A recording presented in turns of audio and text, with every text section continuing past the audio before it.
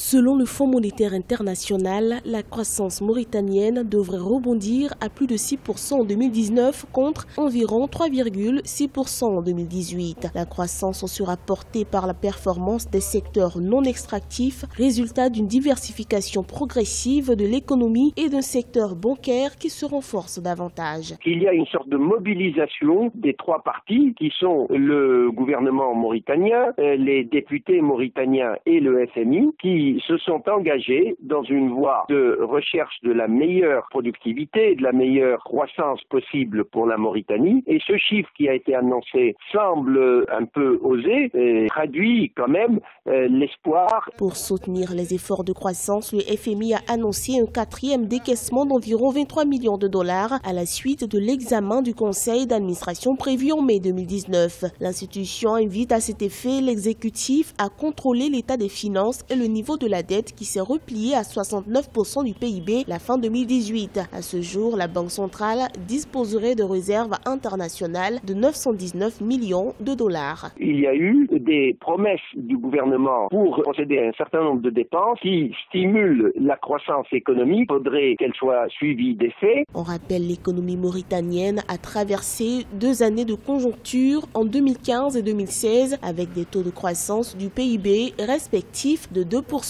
et 1,6% contre 3,5% en 2017.